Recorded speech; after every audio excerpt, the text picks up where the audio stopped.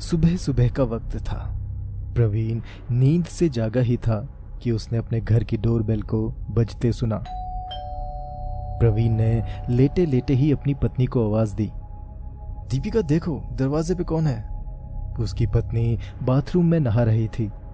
वो नहाते नहाते बोली, मैं नहा रही हूं, आप ही देख लो ना कौन है। प्रवीण आंख मलता हुआ घर के मेन डोर पे गया और दरवाजा खोलते हुए बोला, कौन है भाई सुबह सुबह। प्रवीण बोलते बोलते चुप हो गया क्योंकि दरवाजे पे कोई भी नहीं था। प्रवीण ने चारों तरफ नजर घुमाई मगर कोई दिखाई नहीं दिया। कमाल है, अभी तो डोरबेल बजी थी। प्रवीण मुंह ही मुंह में बड़बड़ाते हुए दरवाजा बंद करने लगा मगर तभी उसने अपने पैरों के पास एक लिफाफा गिरा हुआ देखा। प्रवीण ने लिफाफा उठाया। उसने देखा उसमें उसके पिताजी का नाम लिखा हुआ था। प्रवीण ने दरवाजा बंद किया और हॉल की तरफ चला गया। तभी उसकी पत्नी तौलिए से बाल पोंछते हुए बेडरूम से बाहर निकल के हॉल में आई और बोली, प्रवीण कौन था दरवाजे पे। प्रवीण बोला, अब शायद पोस्टमैन था, दरवाजे के नीचे से लिफाफा डाल के चला गया।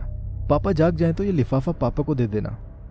कहकर उसने वो लिफाफा सोफे के सामने रखी टेबल में रख दिया और फ्रेश होने वॉशरूम चला गया और उसकी पत्नी पूजा करने पूजा घर में चली गई।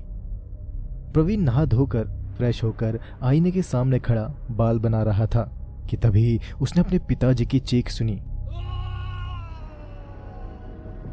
पिताजी की चीख सुनकर प्रवीण भागता हुआ अपने कमरे से बाहर निकलता है और हॉल में घुसते ही देखता है कि उसके पिताजी सीढ़ी के पास गिरे पड़े थे और उनके सिर से बहुत खून बह रहा था। उनके दोनों हाथ और पैर भी टूट चुके थे। उन्हें देखकर ऐसा लग रहा था जैसे वो किसी ट्रक के नीचे आ गए हों। प्रवीण को अपनी आंखों पे भरोसा नहीं हुआ कि सीढ़ी से गिरने से पापा को इतनी बुरी चोटें कैसे लग गई। प्रवीण की माँ और पत्नी का भी रो रो कर बुरा हाल था।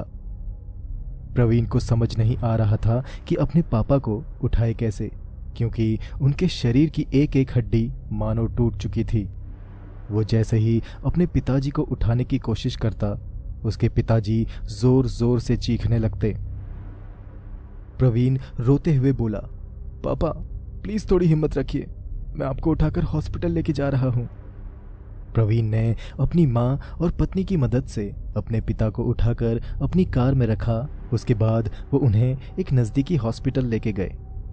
पूरे रास्ते भर उसके पिताजी मानो कुछ कहना चाह रहे थे मगर सिर की गहरी चोट की वजह से उनके चेहरे में लकवा मार गया था। वो कुछ भी बोल नहीं पा रहे थे।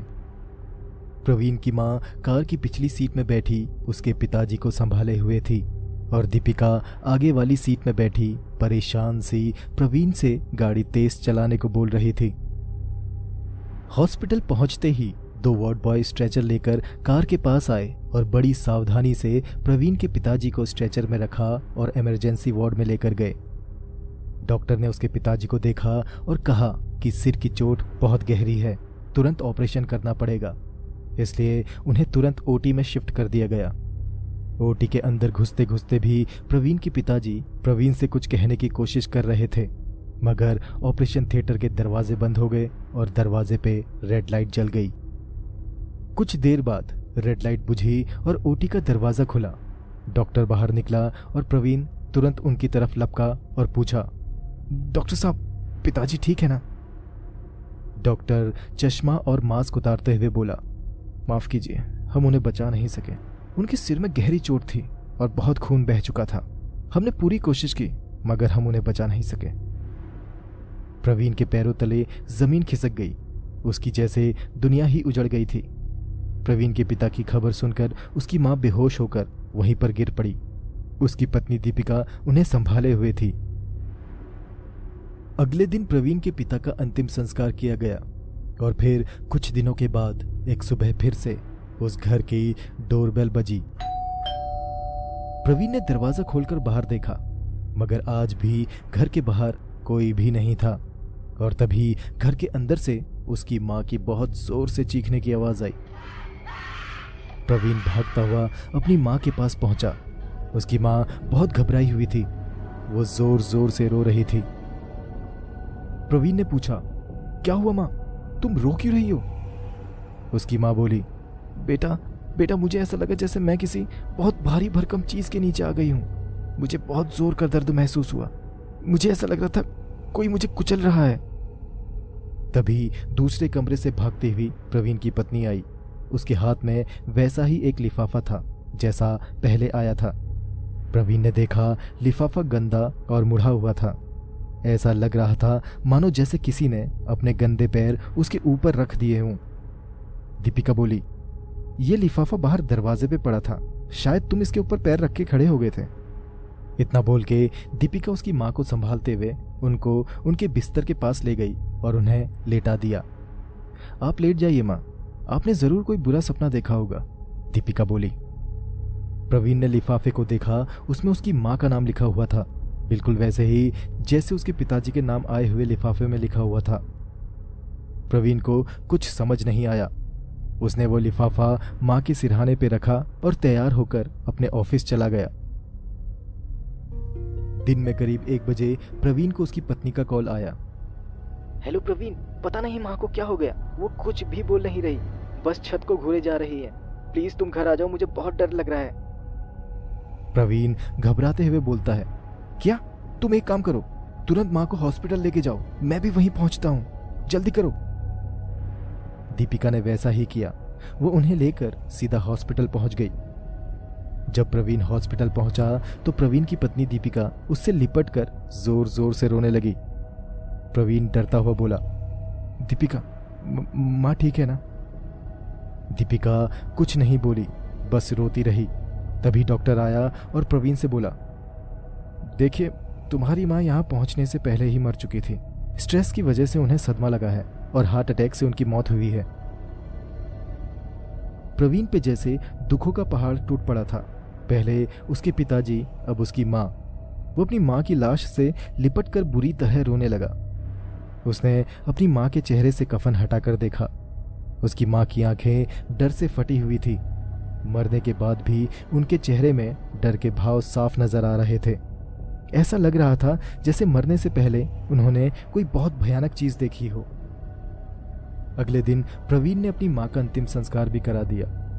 और फिर कुछ दिन बाद एक दिन वो अपनी माँ के कमरे में बैठकर रो रहा था। तब उसे उस लिफाफे के बारे में याद आता है जो उसने अपने माँ के सिरहाने के पास रख दिया था। प्रवीण झट से उठा। उसने बेड के बगल में रखी टेबल के दराज में चेक किया, मगर वो लिफाफा नहीं मिला। उसने सब जगह ढूंढा, मगर वो नहीं मिला। फिर प्रवीण ने अपनी माँ के बेड के सिरहाने के नीचे चेक किया। तकिए के नीचे 2 लिफाफे थे। एक में उसके पिताजी का नाम लिखा था, दूजे में उसकी माँ का। प्रवीण ने उन लिफाफों को खोलकर देखा तो उसकी आंखें फटी की फटी रह जाती हैं। उन लिफाफों में उसकी माँ और उसके पिताजी की तस्वीर थी, जिनके ऊपर लाल रंग से क्रॉस का निशान बना हुआ था, जैसे कोई उन्हें मारने से पहले लिफाफा भेजकर वार्निंग दे रहा था कि अब तुम मरने वाले हो। अब प्रवीण को डर लगने लगा। उसे एक ही रास्ता सूझा। उसने तुरंत पुलिस को कॉल किया। पुलिस को कॉल मिलाते वक्त उसके हाथों से वो दोनों तस्वीरें सरक कर नीचे फ्लोर पे गिर जाती हैं। उन दोनों तस्वीर के पीछे कुछ लिखा हुआ था। प्रवीण झुककर उन तस्वीरों को उठाकर गौर से पढ़ता है और जो पढ़ता है वो पढ़कर उसकी आंखें फटने लगती हैं। उसके पिताजी की फोटो के पीछे लिखा हुआ था, पिताजी प्लीज मुझे मत मारिए, मैं आपकी बहू हूं। अगर बच्चा नहीं हो रहा तो इसमें मेरी क्या गलती है? प्रवीण अपनी माँ की तस्वीर पलट के देखता है।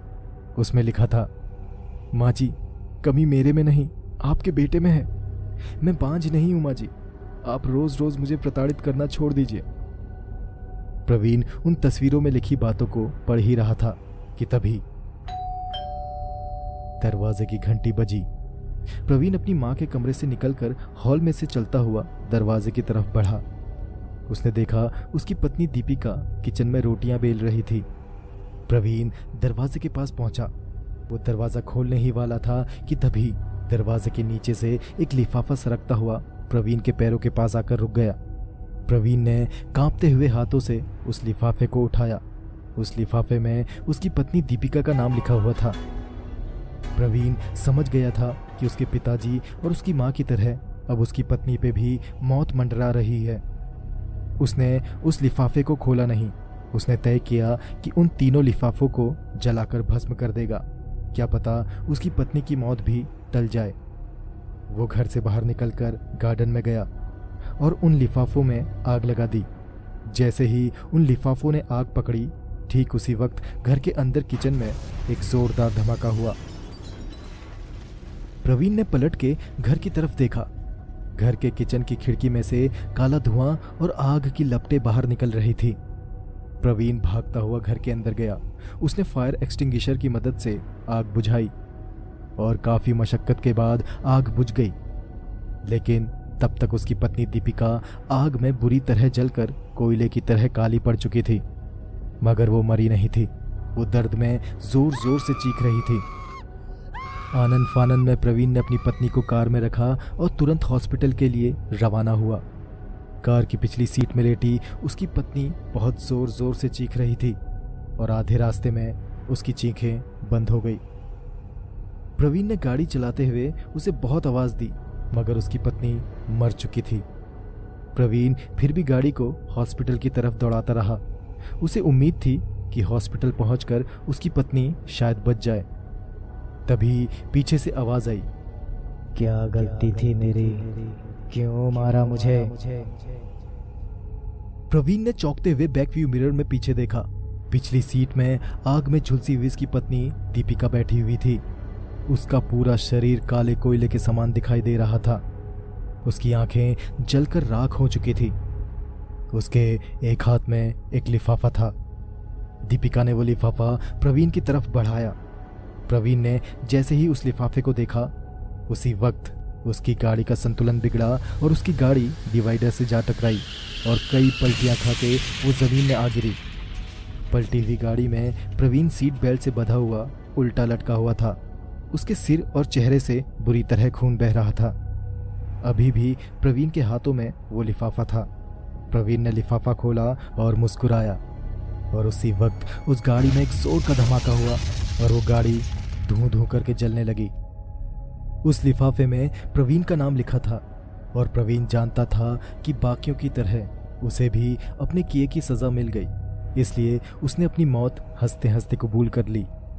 क्या बात थी जो प्रवीण अपनी मौत को देखकर डरा नहीं बल्कि मुस्कुराने लगा? क्यों उसने अपनी मौत को हंसते हंसते गले लगा लिया?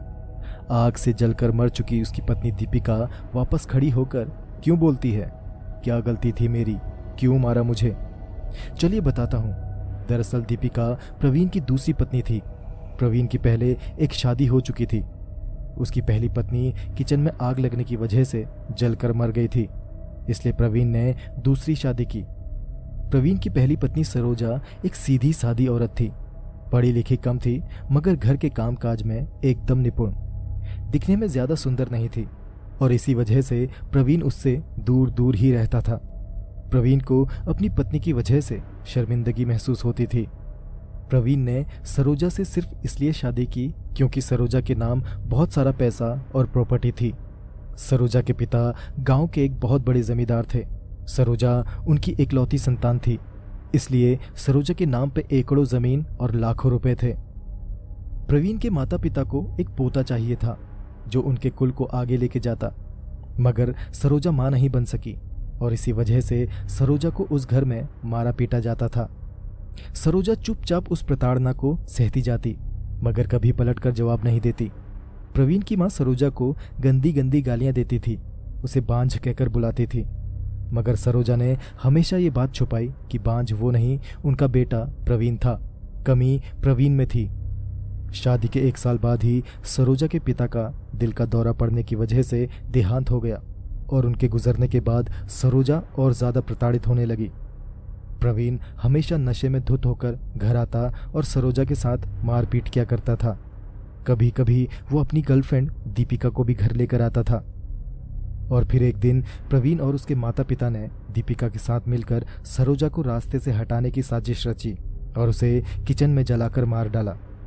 और सरोजा के मरने के बाद प्रवीण ने अपनी प्रेमिका दीपिका से शादी कर ली और उसके बाद की कहानी आप लोग जानते ही हैं। दोस्तों, अगर आपको ये कहानी अच्छी लगी तो कृपया करके इसको लाइक ज़रूर करें और अपना प्यार, गुस्सा, नफरत जो कुछ भी व्यक्त करना चाहें कमेंट बॉक्स में कर सकते हैं। मेरे चैनल में कई और कहानियां हैं, आप उन्हें भी ज़रूर सुनिए। मुझे उम्मीद है कि आपको मेरी कहानियां ज़रूर पसंद आएंगी। मुझे सुनने के लिए आपका धन्यवाद।